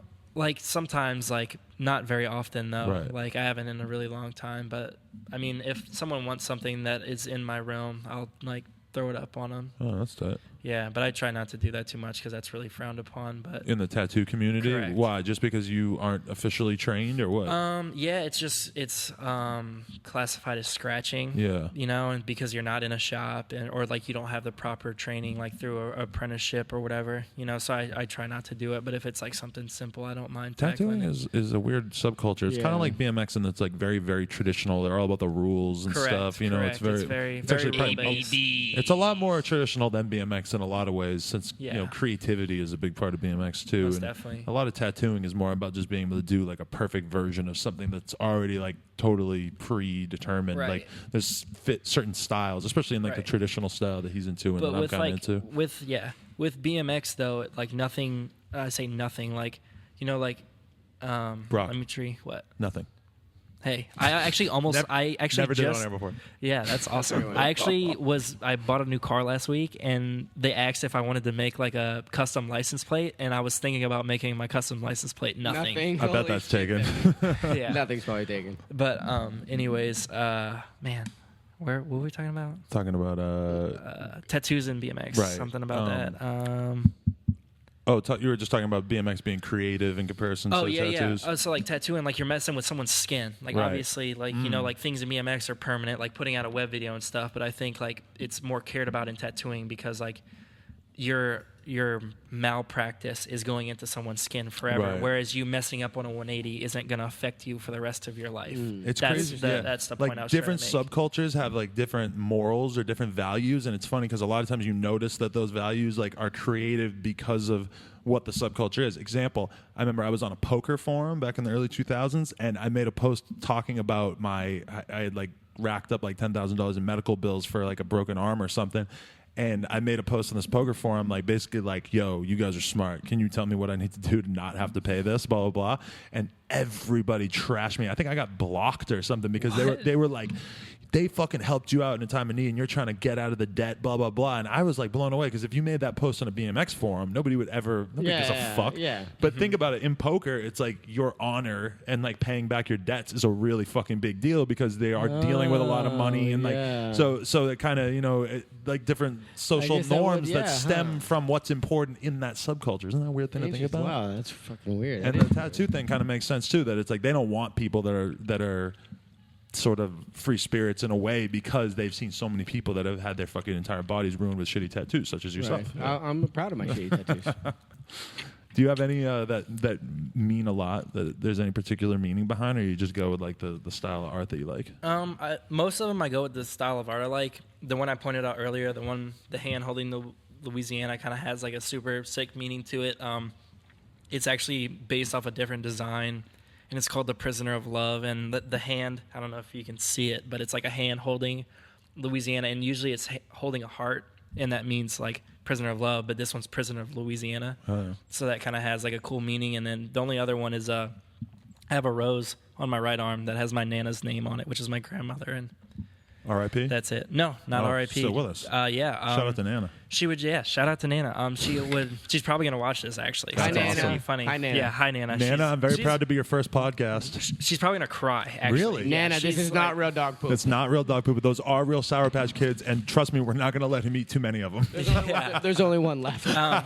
She would always, like how grandmas are when you visit home, and they're always like, oh, here's $10. They slide you $10. And one time, like, she slid me a fair sum of money, and I was like, you know what I'll do with this? I'm gonna get a tattoo for you. And she was like, no, don't do that, don't get a tattoo for me, And I was like, yeah, I'm gonna get a tattoo for you. And I like got this one and showed it to her, and she cried and loved it. So yeah, it was cool because like I kind of got to like get it and show it to her, you know. So no like RIP business, but it's cool. Well, yeah. Get the smell the or give the roses while you can still smell Land them. the plane. Land the plane. Land the plane.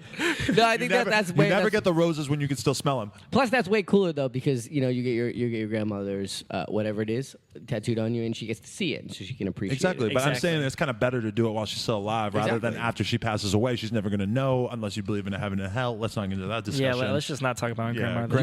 Grandma, heaven and hell are real, and you're going to heaven, and so is Brock, and on the other side of the table, possibly not. You're definitely good save. I'm in hell right now. What is your favorite food? My favorite food? Oh man, considering we're just sitting here eating candy.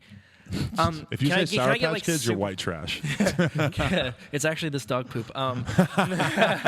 Sorry, Nana. It's actually made of chocolate. Can I get like super specific, or is it just like some? No, please specific. Are you talking in some dog poop right now? Smells so bad.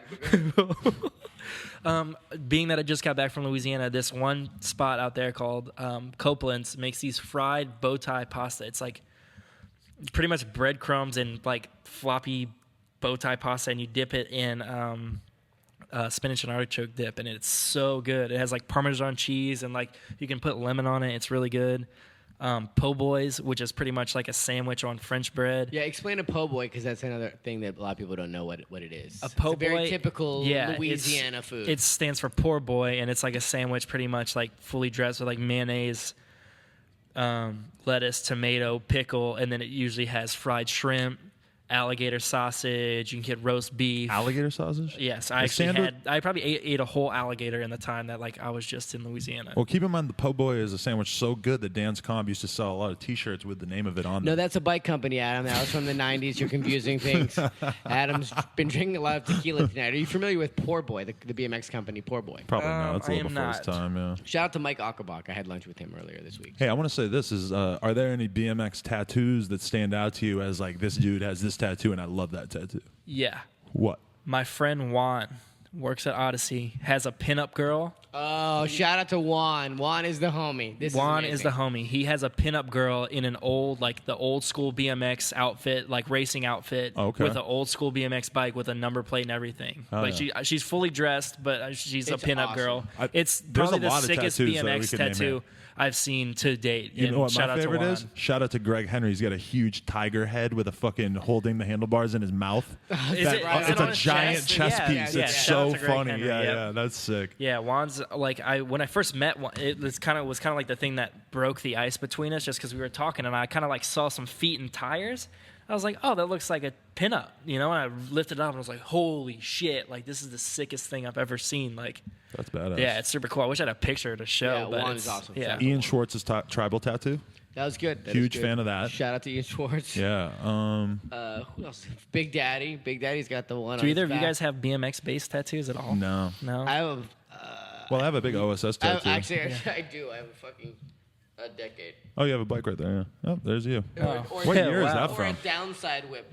I got this in 90s. Yeah, that's old school, huh? Yeah. 96. Everybody always asks me if I have a BMX tattoo, and I do. I have one. Well, what is it?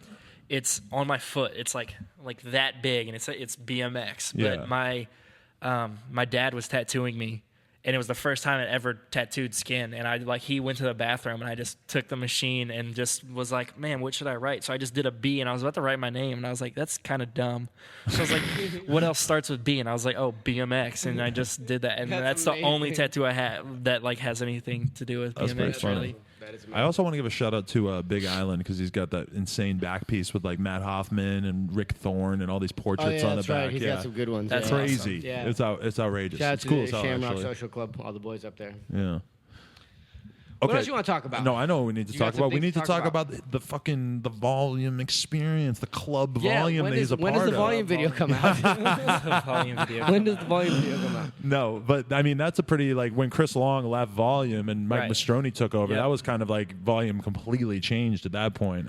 What was that like Yeah. from your perspective? The first trip I went on, Mike Mastroni, I feel like that was kind of Mike's test to be team manager because he drove the van out there, Where was it? Where's the trip to? Arizona. Castillo I always actually, tests people out. funny story is I actually graduated high school, and the very next day I flew to Arizona for my first trip with Volume. And That's I pretty tight. drove. Wow. I like flew into LAX, met Brian and all those dudes, and then me and Mike drove in the van all the way out to Just you two? Arizona. No, I want to say it was us and Matty Long. Okay. I believe. Maybe he might have flown. I'm not sure. But yeah, so actually, yeah, that's it.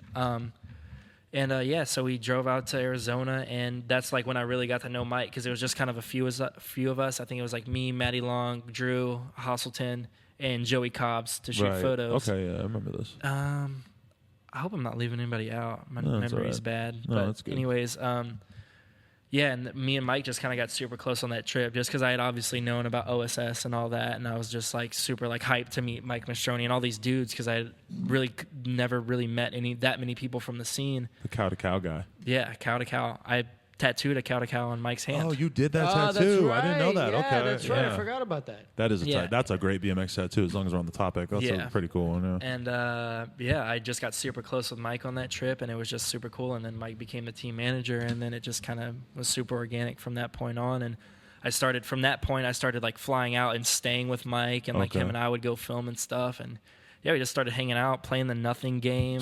What's the nothing game? Nothing.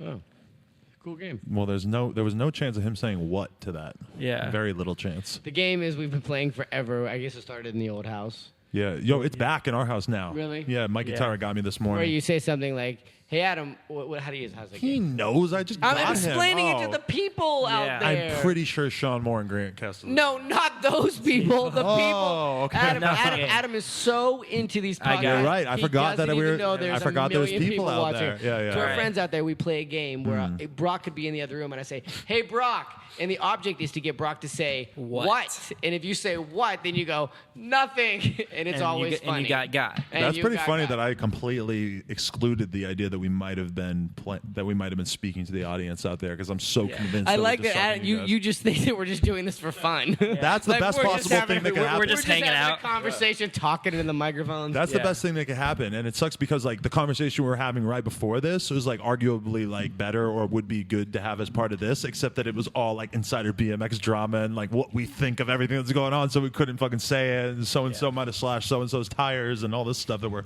gossiping Somebody about. slashed somebody's tires. Well, But the Hopefully nothing not. game gets super fun when you play it with friends that know the game, and you have to like go through this like I've once before went through this whole day of like yeah. planning and like decision making just to get Mike to say Oh yeah, what. because Mike is the hardest person to Yeah, get. right. Right, He's or really just good at like it. when you start playing with your friends, like it gets super hard to get your friends. So you're Yeah. just like, oh yeah, dude, like I was like hanging out with this dude earlier, and like we were riding, and it just leads into like trying to get your friend to say what. One of my favorite ones that when a very rare time that Mike Mastroni got was when Charlie put out it was filming for Denver Nugs, and it's in like the credits, and Charlie just goes, Mike. What? Nothing. But by the decoy of saying someone else's name first. And it's funny because the longer you play it, because the people that don't get the game, or it's the first time they're exposed to it, They think don't. it's so they think dumb. it's stupid Yeah. and they don't get it. But once you've invested time and effort into this, it's so fucking funny, especially when other people are doing it, because you just want to be a part of it. So Yeah. even if you're not even involved in getting them with the nothing, you get somebody with the nothing. I'm like, oh, you got.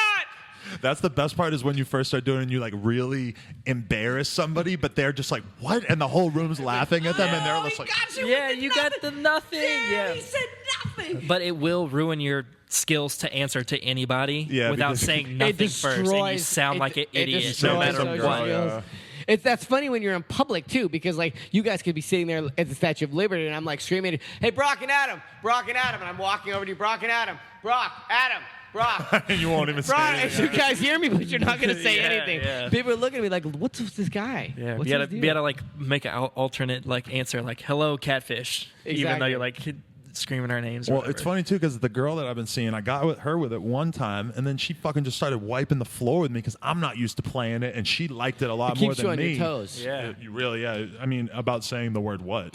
Or just socializing. Just everybody needs to shut the fuck up, maybe. So let's talk about, how did Mike Mastroni change your life? Because he clearly helped to guide you into being the perfectionist street rider that you are these days, right? Yeah. Man, Mike just showed me a lot with like spot use and I don't know, just trying to make it look as good as possible through him filming it or like the way the trick was landed or whatever. Not saying that he was out there like cracking the whip on me, but just for the sake of like just using the spot to its full potential. Like, so we would roll up to a spot that's like a rail to manual pad to just normal ground. And like, you would do something like pegs, hard 180, fakie, and then do something off the curb rather than just doing something just down the rail. Right.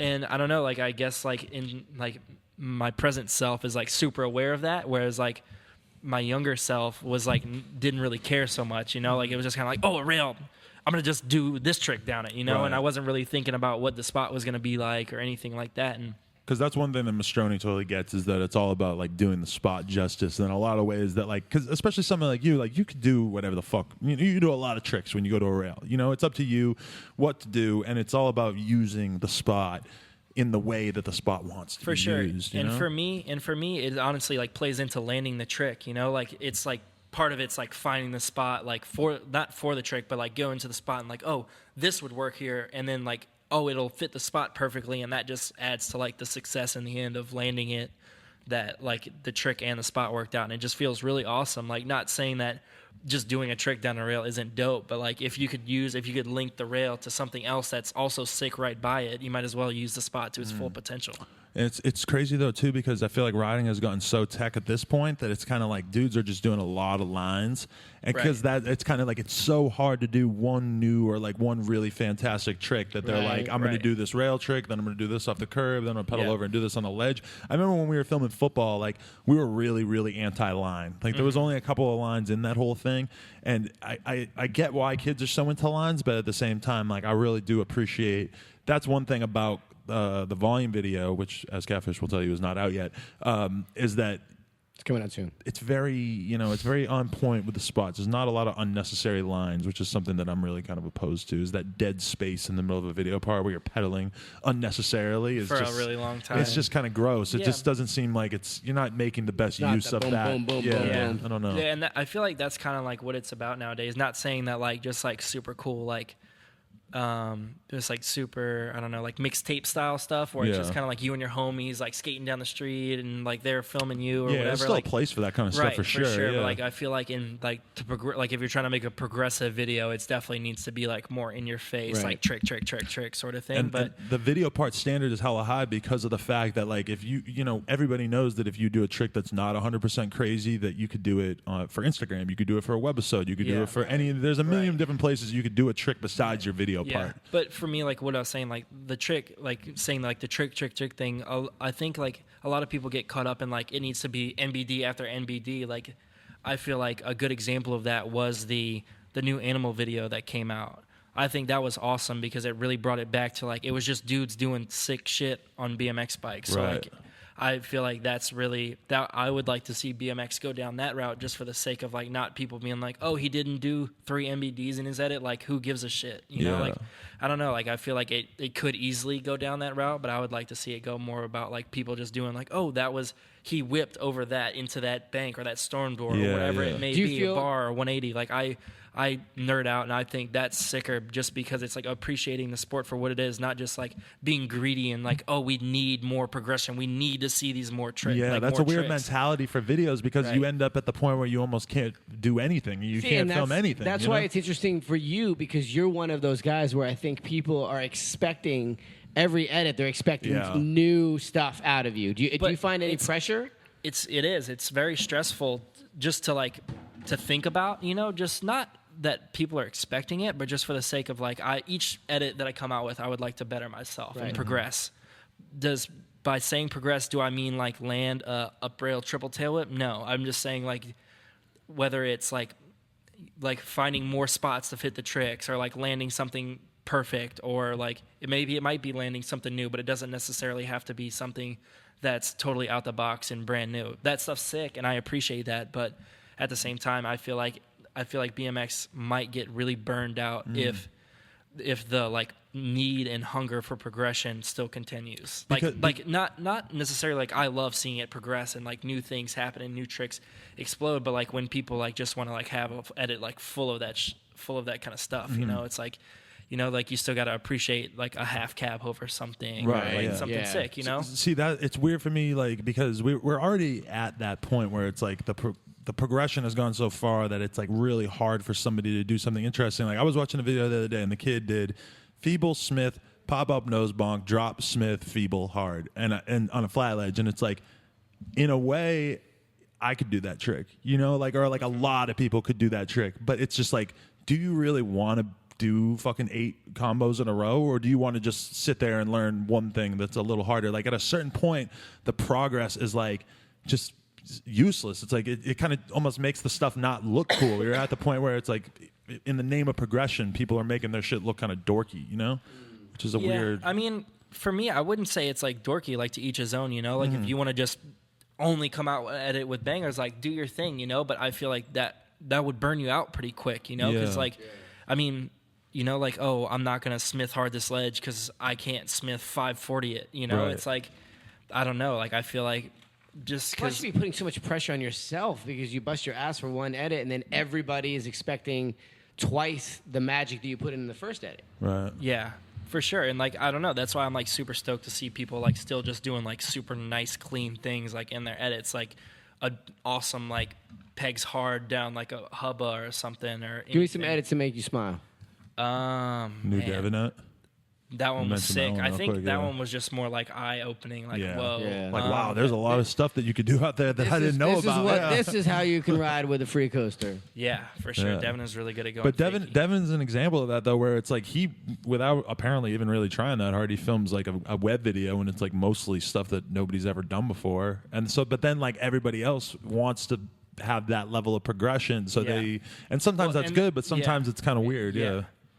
But like probably like the Garrett Rebel video. I mean, I feel like that's on everyone's list. That animal video,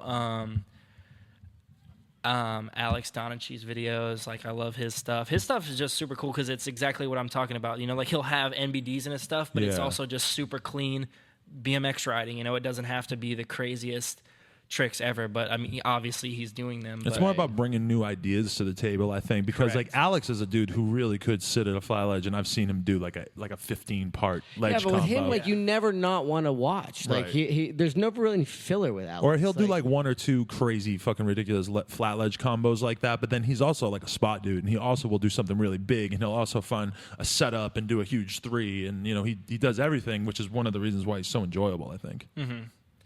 Yeah, absolutely. Man, I watch like Matt Cordova, like I was mentioning earlier, Matt Cordova's videos make me smile a lot just because like watching him go that high or blast or whatever, man, it's awesome just to see somebody just be so talented on a BMX bike. And, you know, like he does tricks, but he doesn't have to. I could enjoy just watching him flow a set of trails or ride park like all day. You like watching dudes like Mastroni and Tate and Eric Elstrand who are way outside the box? Eric's new video That is one's awesome. right? Yeah. Shout out to Eric Elstrand. We see you. Yep. We see you. Nose bonk to like 15 stairs, steep ass rail in the snow. Oh, that curved that wall was ride, insane. 180 tooth.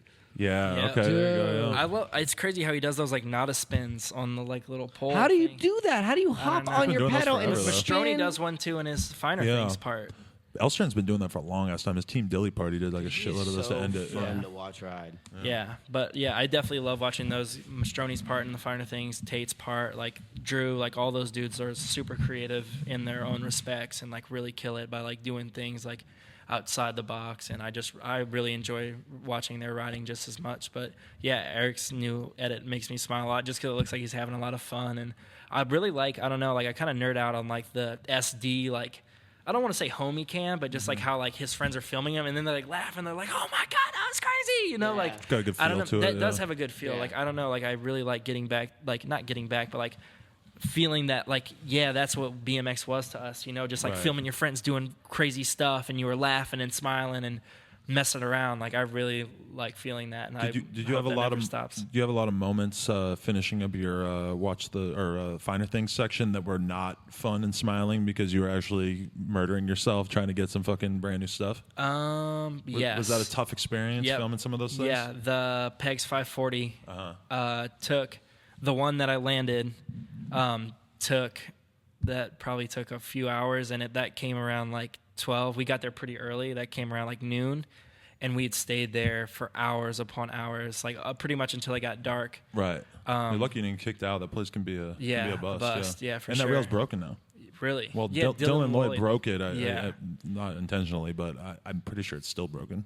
Shout out to Dylan Lloyd. Yeah. Fucking up spots. You're we an see asshole. you. Yeah. Fuck Canada. Canadian. Hey, but about the uprail hard 5 though, was that a hard decision to use that? Because like It I was. heard a few people saying that they didn't think it correction counted. hop, Yeah, the yeah. correction How's hop. that feel?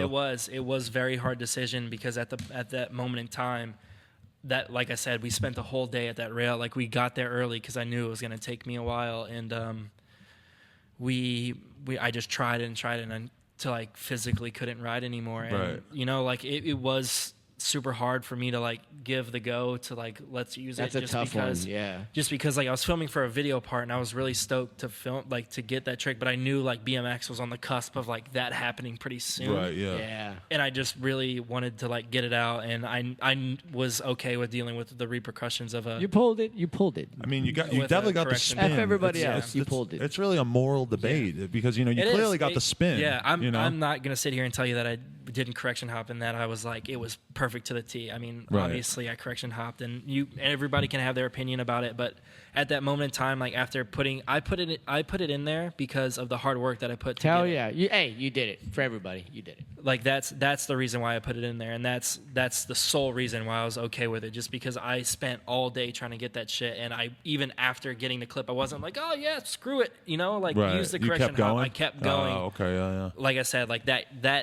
the clip that was in the finer things came around noon, and I tried time and time again to Oh, better wow. it, and that was the best. See, one. that's the behind the scenes. That's why we do this, Right. so the kids can see that. Hey, but Yeah. you want what trick I wanted to ask about is in your I believe was it a bar promo or a stem promo, the one that came out recently? It was just the 2015 promo. Oh, okay. You did the straight tooth 180 on that outledge, which I have never not hard 180 or not like It's tooth hanger 180, tooth but easy, switch tooth easy. yeah, I've always Oh, switch wanted tooth, somebody to yeah, do yeah. that, and I told Charlie like you fucking do it, and he was like I don't know, it's hard, whatever. That was the first time I seen anybody do it, so I was very excited about that. Awesome. Well, I appreciate that. The Was that trick's tough? fun. It's kind of like going against the grain, I'll say. Like it's like super weird body positioning going Right. into it, but I mean, I'm definitely trying to like perfect it. Like that one definitely kind of came across a little bit better just because I had some like time Yeah. to like fall, but I'm trying to get it better so I can do it on like more lower stuff, like maybe in lines and In a stuff. line would be fucking on a flat ledge. That trick would look really crazy. Yeah. Yeah. Okay, like- can I ask a question now? What? I had a question I asked Nothing. earlier. No, nothing. No, you cut me off earlier. What's a typical day for Broc Raiford? You Oh, wake okay, up, sure. you're That's a healthy, fair question. you're healthy. Yeah. Weather's 78. Perfect no California wind, weather. no wind. Man. It's hard because sometimes I'll like if I'm like super duper motivated, I'll like set an alarm to wake up early and like totally go How out. early is early? Early is like 9 o'clock. See, I do this sometimes too, and it very rarely works. I am guilty. Yeah. I will wake up, look at the alarm, and be like, I'm sorry, life. I need this is hour. not Yeah, happening. yeah. Well, because if you set I your need alarm to 6 like more to go hours. ride, and then you wake up and you're like, nope, I'm not riding like this. I feel like Yeah. shit. I need Yeah. 2 more hours of sleep. Well, It's the gonna problem change living in it. Huntington Beach, and maybe you can back me up on this, is there's always a car alarm going off. Always. I don't know Alright. why. Yep. True or false? Sometimes I try and wake up early and I can't go back to sleep. I want to go back to sleep, but the damn car alarms. Car alarm. We have a dog. And it has the weirdest bark ever. It's not deep. It's not like high. It's just like this weird. It would sound like if Mickey Mouse barked. Hey. Like it's Rough. like yeah, it makes the craziest noise, and it literally drives me insane. Like not realistically, but sometimes I'm just like, what if I went and killed this dog? Like, Right. what if I just on your took this perfect day, dog on- out? Elaine from on your Seinfeld had perfect those day, thoughts. Imagine that the dog is dead. We have killed the dog the night before. So you wake up 9 a.m. 9 a.m. Walk us through your day. I definitely like to cook breakfast. That's something I've really been big on lately. Just because, I don't know, like I find myself eating out a lot, like if I get lazy, and I definitely Pause. eat better. Eating out. out. Let's not get it off. Guys' asses. I definitely eat better when I cook and eat at home, so I'll cook a breakfast. I'll either hit up Mastroni or someone to see what they're doing. If they're busy, or if I don't end up in the van and going film with them, I'll usually cruise over to Cherry Park where I'll run into Sean Moore or Grant, even now that they are around, and or I'll go to Ghetto Skate Park and ride there, or MLK, any of the close skate parks, and just cruise by myself for a little bit, and then maybe take care of some errands, like, I don't know, go get groceries if I have to, do laundry, something like that, and then I'll usually wait until like my friends get off work or school or whatever it may be, and then I'll end up having a session with them, whether it be at like the indoor vans or outdoor vans even, or anywhere really. Like I just kind of play it by ear all day, really, like whatever kind of is going on. I try to like make my schedule flexible with that, so I never really have like definite plans. You ride every day? Yes, as like obviously not every single day. Do you feel the need to take rest days, like to make your body heal, or are you kind of whatever? It depends. Like if it was like during the filming of the finer things, yes, because there are some times where like you're murdering yourself trying something. Yeah, the Pegs 540 day. I took a day after that because I had a headache because I was so dehydrated and done after that. That I had to drink water. Yeah, absolutely. Water is the cure for dehydration. And without key to success. If you don't drink water, this is a fact. If you don't drink water, you will die. You will die. Eventually, it takes a while. Water, key to success. If you don't drink any water, there's H2O. Every morning I wake up, egg whites, chicken sausage, and ice water. Not really, but that's what DJ Khaled has every single day. If you notice, key to success. The keys. Do you follow DJ Khaled on Snapchat? I do. He's amazing. Yes, he is. It seems like an international consensus that DJ Khaled is worth following on Snapchat. I've only watched his story a few times, but I really enjoyed it. He was at the Snapchat office. I saw that. I was screenshotted that a bunch of times, and I was trying to think of a good meme quote for him, like speaking in front of all the Snapchat people. I love him because like there've been a few times, depending on how long you've been following him, that if on the outside, if you're following, you're like, wow, this guy's a super successful hip-hop guy. He's always giving positivity. But there have been a couple times where, like, he's at the club, right? And he's, the key to success, celebrate responsibly. And then he's at the club with Future, and da-da-da. And then there have been a couple times where he Snapchatted him at home with his, like, girl or whatever. His wife. And you never see her. No, but he's like this. Yo, shut the fuck up! Yeah. Shut the fuck up! The key to success. His family. It's clear that he makes his wife film him a lot of times with the Snapchats too, which I think is really fascinating. Film. I can't wait till we get to that. Hey, how's business? Booming. Booming. Oh man. So I just want to wrap this up. We're at the hour and 30-minute mark. Let's talk about Odyssey, who we completely left out of this discussion. Feeling kind of guilty. Odyssey. We got to show you some love. Yeah. How'd you get on Odyssey? All right, so rolling back to like the hop thing, I got on Odyssey like a few probably weeks before the first ever. How does that happen? How do you get on Odyssey? Terry Adams. It looks up for you not too, weirdly. huh? Yeah. Louisiana love. Shout out to Terry Absolutely. Adams. Shout out to Terry Adams. Fine ass wife. I look up to Shout that out to dude Fat so much. Tony, Terry Adams, Broc Vanessa Raiford, Adams. and Popeyes, and other good things that come from Louisiana. And wait, what's the other? The chicken is the chicken place that Terry rides for? Oh, Canes. That's Raising Louisiana. Cane's. That place is good, Shout but out to Brothers Chicken. Brothers It's Chicken a right gas here. station that serves Oh, the I've best. So seen this that. could be a little Chicken competition ever. between you and Terry. I want Probably Raising not. Cane's Yeah. versus. Do you think that like the nature of his sponsorship is actually like he goes there like every single day and gets dinner there? He does eat there a lot. Oh, yes. really? Okay. Well, that's, Yeah. That's a good for him, sick man. sponsor. Yeah, get a big old gift I card. want to go. I'm gonna go get a burger before we do Sean's interview. Where the fuck are you getting a burger at There's a burger 11:34? place on the corner. It's 11:34. Yeah, dude. Ah, shit. There's a Mexican cart that's open all night. 2334.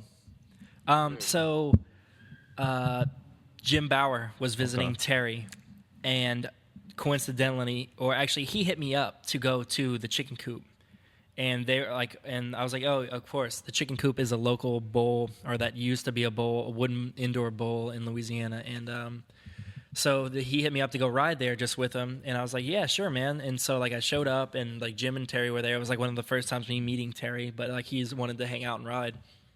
And so I met him and Jim, and we kind of rode and hung out. And I guess from Jim just kind of hanging out and seeing me ride that he kind of found interest in me, and then he later hit me up to add me to Odyssey, and that was before the first ever Texas Toast, and then I rode in that. And yeah, I guess the relationship started then. Like those dudes have always been super supportive of me and just like super awesome. Like it's been so sick to be a part of Odyssey. Oh yeah.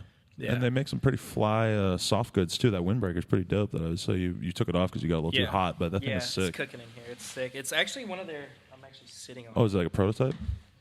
No, it's actually one of their 30-year things, Oh, like how okay, they're yeah, doing yeah. like those releases. So this is like one of 50. So it's kind of like you had to be one of the So lucky that's what's 50. dope pretty about dope, Odyssey huh? is the guys behind it have been riding for so long. Like, Absolutely, all of them, yeah. Jim and Nuno. Yep, so and much thought. Shout out to all of them. For anyone who's watching this, if you haven't seen the Odyssey podcast, I personally thought it was really great. Jim I mean, Bauer I thought it was and awesome. Nuno. It was Yeah, awesome. that was Yeah, it was awesome. awesome. Those dudes are two super influential dudes, and I look up to them both in their own respective ways, and they help me out a lot as well, like as a rider, much less like team managers, if you will.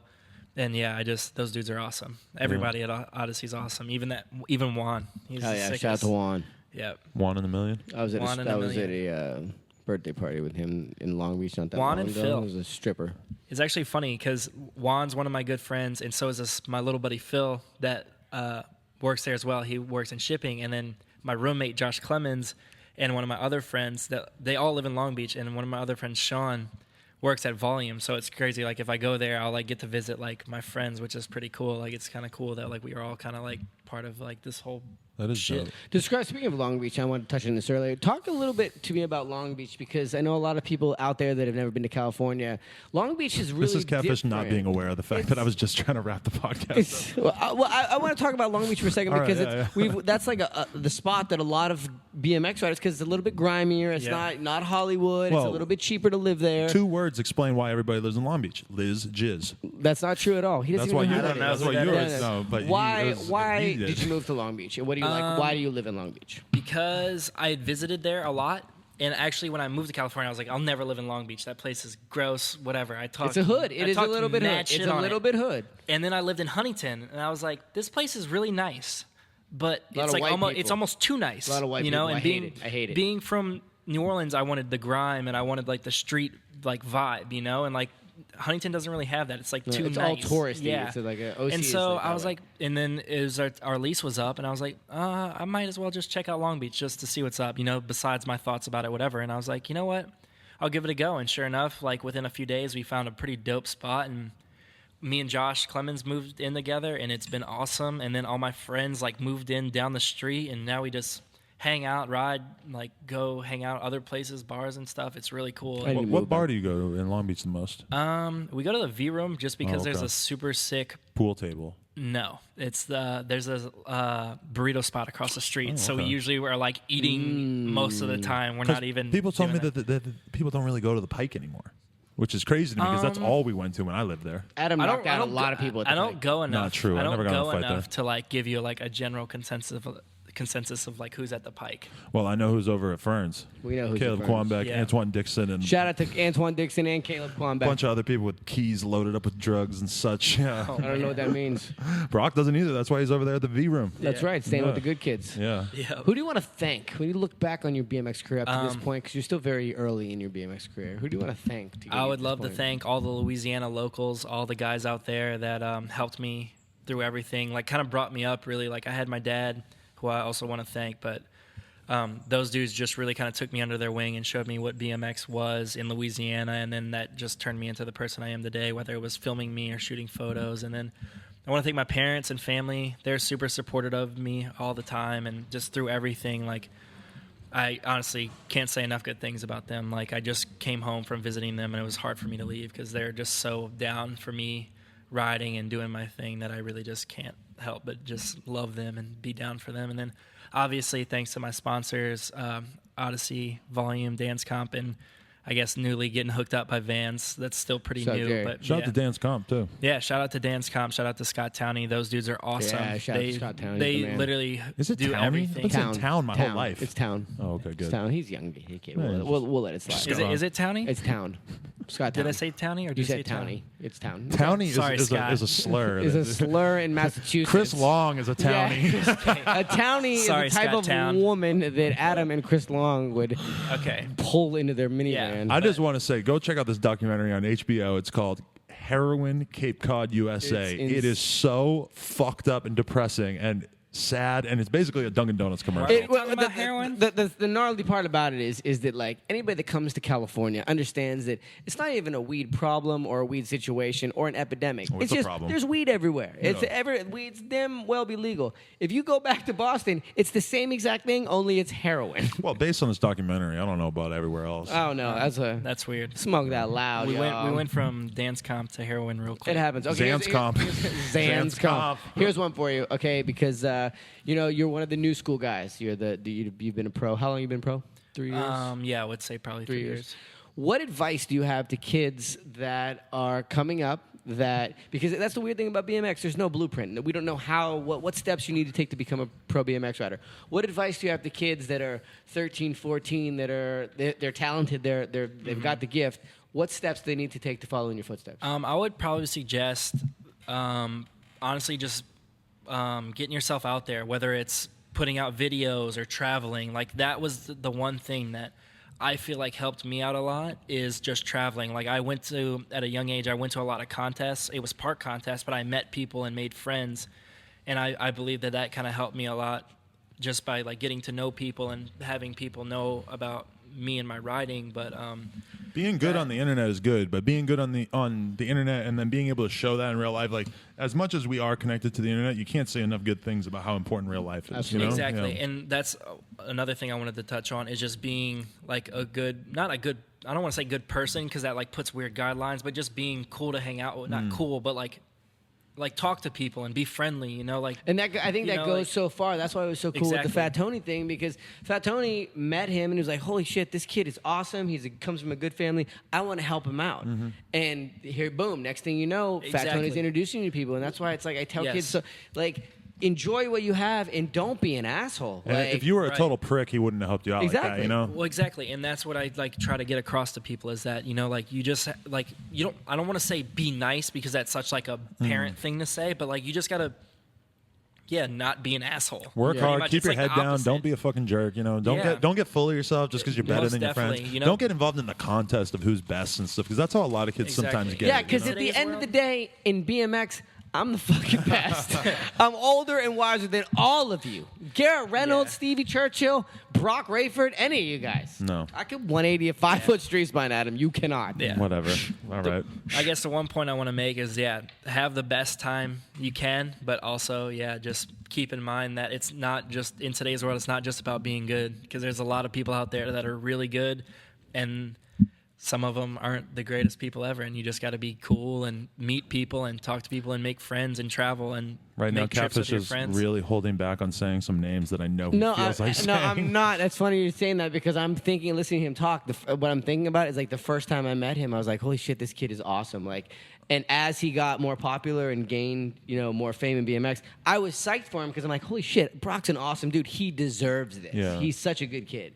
So I'm psyched to see all of your success. I can't wait to see. What is the next? You. What's your 5-year plan? Where's No, Broc not 5 years. Let's just say it's 2016, so we can wrap this up soon. What are you doing in the next year? 5 years from now, he's going to be 26, and that's okay, and he'll still be killing it. He'll be killing it. He'll probably just be at the bar a little more, or less, or maybe he might have a neck tattoo. Less, He might have a neck tattoo. Nana's going to try to make sure that doesn't happen. Oh, absolutely. Nana will make sure that Nana's doesn't not happen. stoked on that. 2016's looking like I'm going on a trip soon with Odyssey to Miami. It's going to be the whole team, so that should be cool. I'm welcome working. to Miami. Have you ever been there? No, first time ever. Wild. Yeah, I'm excited. Will Smith wrote a whole song about it. Miami. Actually, Nas wrote it, and then he performed it. Okay. That's a fact, actually a real thing. That's a real thing. Adam coming back with the hip hop knowledge, trying to redeem himself. Hip hop college of knowledge from the fucking Master P Sorry debacle. about that. Yeah. Okay, so Miami. And then a Ride BMX Pro part. Nice. I hell currently yeah. have about 3/4 of it filmed. I'm filming that with Zach Kramus, and we're going to try to wrap it up. Paul. Yeah. It's a lot of the footage from the interview, the rider interview that I had, but some other stuff. So I'm super stoked for that to come out. And then I also have something that I don't have anything filmed for yet, but I'm going to be working on something with Dobie. Shout out to Dobie. Shout out to Dobie, SD legend. Yeah. Hit me up, Dobie. Dobie, you owe me money. Let's get that footage. Yeah. And I'm going to be working on something with Dobie. And then as far as that, just keep riding my bike, having fun, and, just trying to do everything I can to support BMX and, I don't know, try to make it cool. That's what's You're good. doing it. You're doing it. What's your social media? Where can they find you? Go like this. If you point, but it is very hard to spell. If you point so like this, because Yeah. it's going to be right here. All right. You guys can follow me on Twitter and Instagram at Brocaflocka, BROCAFLOKA. You can also add me on Snapchat, same name, BROCAFLOKA. Got a Facebook athlete page, Broc Raiford. I think that's it. Twitter. If you want to, like, I don't know what else you can do. Hook up with you. There's Tinder. Follow me there. Follow him on Twitter. Don't eat the poop. Don't eat poop. Yeah. Not eat the poop. Thanks to you guys for having me here. Thanks for finally getting you in. Rock a flock of flame coming through. Appreciate it. This has been TCU TV. Give us a subscribe on the YouTube, a follow on the Twitters, on the Instagrams, blah, blah, blah. It's Follow on the screen. this guy Catfish vs. Thug. At ONSOMESHIT. Don't eat the poop. Don't eat the poop. We'll see you next time. Next time. Skibidi bop a doo bop a doo bop ba. The Come Up TV. Sean Moore interview dropping next week, so make sure you tune in. We're about to do that right now. Bang. That's pretty awesome. That was fucking good. Thank you. That was fucking good.